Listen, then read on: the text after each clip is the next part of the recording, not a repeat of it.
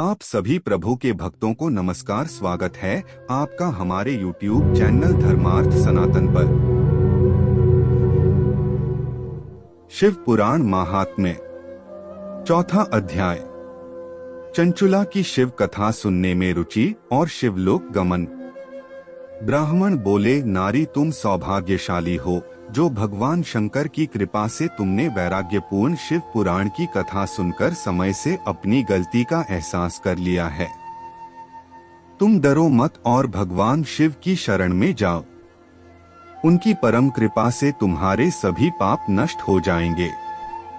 मैं तुम्हें भगवान शिव की कथा सहित वह मार्ग बताऊंगा जिसके द्वारा तुम्हें सुख देने वाली उत्तम गति प्राप्त होगी। शिव कथा सुनने से तुम्हारी बुद्धि शुद्ध हो गई है और तुम्हें पश्चाताप हुआ है तथा मन में वैराग्य उत्पन्न हुआ है। पश्चाताप ही पाप करने वाले पापियों के लिए सबसे बड़ा प्रायश्चित है। पश्चाताप ही पापों का शोधक है। इससे ही पापों की शुद्धि होती है। सत्पुरुषों के अनुसार पापों की शुद्धि के लिए प्रायश्चित पश्चाताप से ही संपन्न होता है। जो मनुष्य अपने कुकर्म के लिए पश्चाताप नहीं करता वह उत्तम गति प्राप्त नहीं करता, परंतु जिसे अपने कुकृत्य पर हार्दिक पश्चाताप होता है वह अवश्य उत्तम गति का भागीदार होता है। इसमें कोई शक नहीं है। शिव पुराण की कथा सुनने से चित्त की शुद्धि एवं मन निर्मल हो जाता है। शुद्ध चित्त में ही भगवान शिव व पार्वती का वास होता है।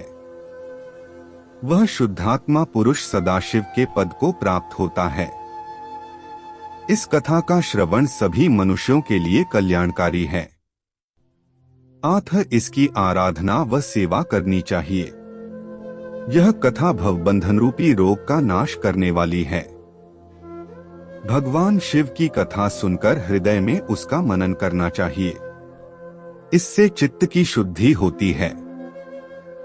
चित्त शुद्धि होने से ज्ञान और वैराग्य के साथ महेश्वर की भक्ति निश्चय ही प्रकट होती है तथा उनके अनुग्रह से दिव्य मुक्ति प्राप्त होती है। जो मनुष्य माया के प्रति आसक्त है वह इस संसार बंधन से मुक्त नहीं हो पाता। हे ब्राह्मण पत्नी, तुम अन्य विषयों से अपने मन को हटाकर भगवान शंकर की इस परम पावन कथा को सुनो। इससे तुम्हारे चित्त की शुद्धि होगी और तुम्हें मोक्ष की प्राप्ति होगी। जो मनुष्य निर्मल हृदय से भगवान शिव के चरणों का चिंतन करता है उसकी एक ही जन्म में मुक्ति हो जाती है। सूत जी कहते हैं, शौनक। यह कहकर वे ब्राह्मण चुप हो गए। उनका हृदय करुणा से भर गया। वे ध्यान में मग्न हो गए।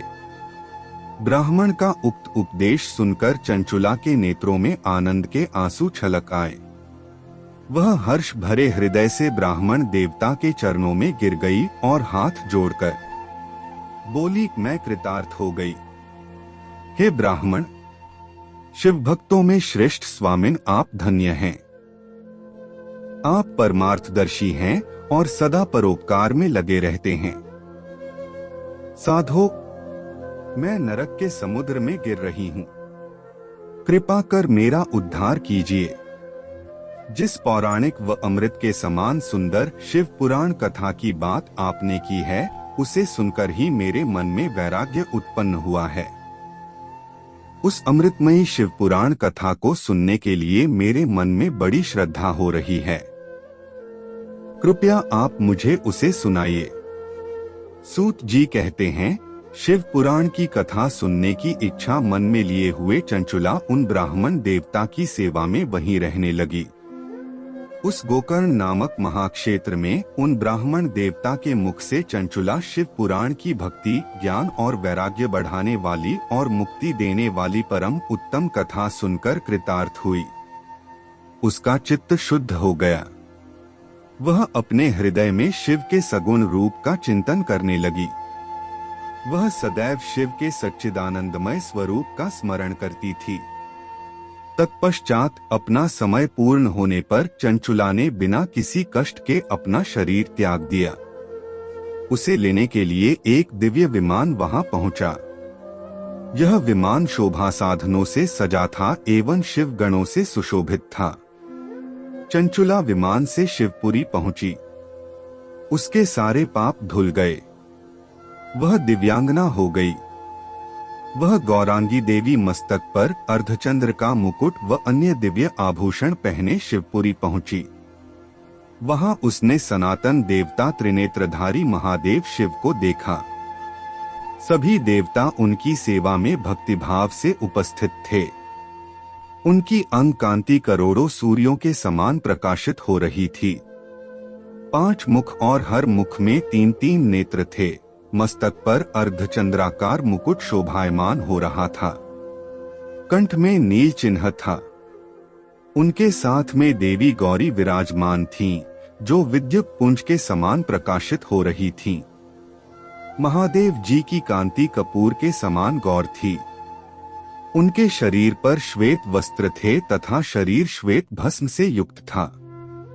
इस प्रकार भगवान शिव के परम उज्जवल रूप के दर्शन कर चंचुला बहुत प्रसन्न हुई। उसने भगवान को बारंबार प्रणाम किया और हाथ जोड़कर प्रेम, आनंद और संतोष से युक्त हो विनीत भाव से खड़ी हो गई। उसके नेत्रों से आनंदाश्रुओं की धारा बहने लगी। भगवान शंकर व भगवती गौरी उमा ने करुणा के साथ सौम्य दृष्टि से देखकर चंचुला को अपने पास बुलाया। गौरी उमा ने उसे प्रेम पूर्वक अपनी सखी बना लिया।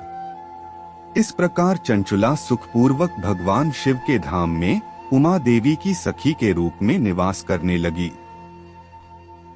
को हमारी बताई गई जानकारी कैसी लगी कमेंट्स में जरूर बताएं और आगे भी ऐसी रोचक और धार्मिक जानकारी के लिए चैनल को सब्सक्राइब करें। धन्यवाद। जय श्री राम।